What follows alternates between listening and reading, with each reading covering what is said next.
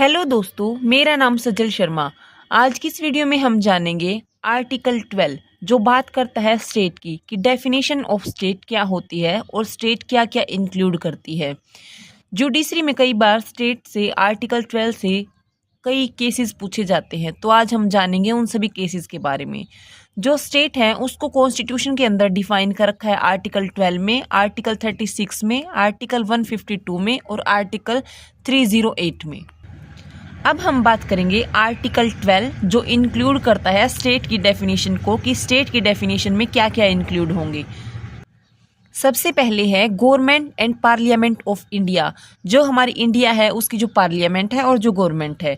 दूसरे नंबर पर बात आती है कि government and legislature of each of the state, कि हमारी स्टेट के अंदर, हमारे इंडिया के अंदर जितने भी स्टेट हैं उनका सबका लेजिस्लेचर को इंक्लूड किया जाएगा स्टेट में, या जितनी भी लोकल अथॉरिटीज़ हैं या अदर अथॉरिटीज़ हैं।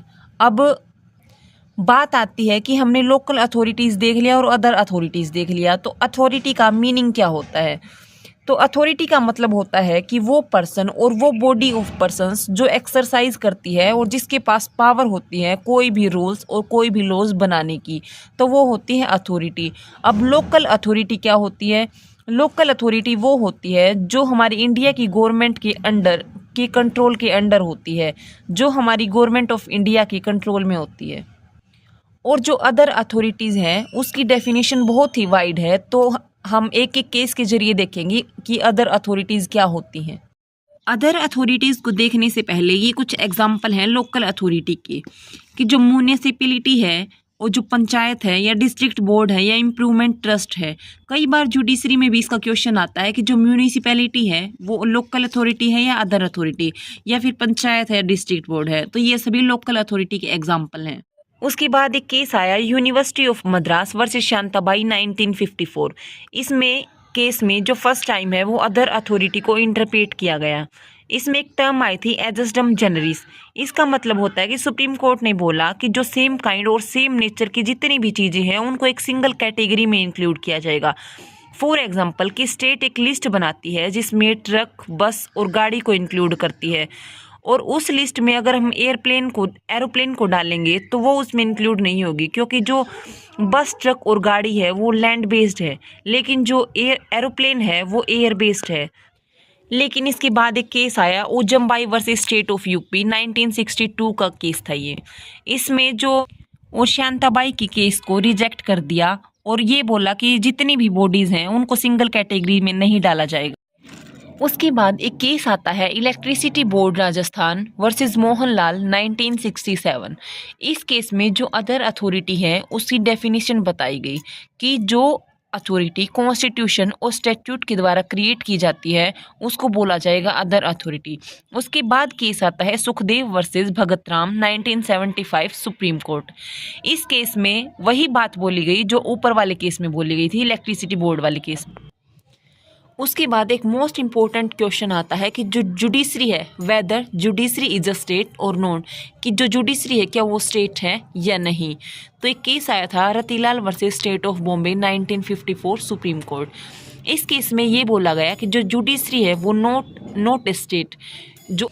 लेकिन 1986 में एक और केस आता है AR अंतुले वर्सेस RS नायक। इस केस में जो सुप्रीम कोर्ट है वो ये बोलते हैं कि आर्टिकल 12 इंक्लूड करता है जुडिशरी को, तो जुडिशरी भी एक स्टेट है, जुडिशरी भी एक स्टेट मानी जाएगी। उसके बाद एक और केस आता है Sukhdev Singh versus Bhagat Ram 1975 supreme court. इस केस में जो सुप्रीम कोर्ट है उसने ये बोला कि जो LIC है या ONGC है उसको भी स्टेट की डेफिनेशन में इंक्लूड किया जाएगा। उसके बाद केस आता है Chandramohan Khanna versus NCERT 1992 supreme court. उस केस में सुप्रीम कोर्ट ने ये बोला कि जो NCERT है उसको स्टेट की डेफिनेशन में इंक्लूड नहीं किया जाएगा। उसके बाद केस आता है Sanjay Bahal versus union of India 2019 supreme court. इस केस में जो सुप्रीम कोर्ट है उन्होंने ये जजमेंट दी कि जो UNO है, यूनाइटेड नेशन ऑर्गेनाइजेशन, तो उसको जो स्टेट है उसकी डेफिनेशन में इंक्लूड नहीं किया जाएगा। उसके बाद एक और केस आया सोम प्रकाश वर्सेस यूनियन ऑफ इंडिया 1981। इसमें केस में जो सुप्रीम कोर्ट है उसने ये बोला कि जो भारत पेट्रोलियम है वो भी स्टेट की डेफिनेशन में इंक्लूड होगी। उसके बाद एक केस आता है RD शेट्टी केस। उस केस में जो सुप्रीम कोर्ट है उसने ये जजमेंट दी कि जो एयरपोर्ट अथॉरिटी है उसको भी स्टेट की डेफिनेशन में इंक्लूड किया जाएगा। उसके बाद एक केस आया वर्कमैन FCI वर्सेस FCI। इस केस में ये बोला कि जो फूड कॉरपोरेशन ऑफ इंडिया है, जो FCI है, उसको भी स्टेट की डेफिनेशन में इंक्लूड किया जाएगा। सॉरी गाइज, ये मेरा पेज फट गया था। ये मेरा बच्चा बैठा है, मैंने इसको भी कंगन दे के चुप करा रखा है। तो इसी के साथ मेरी वीडियो एंड होती है। Thank you so much guys. अगर आपको मेरी वीडियो अच्छी लगे तो लाइक करना, शेयर करना, सब्सक्राइब करना। Bye bye Bittu.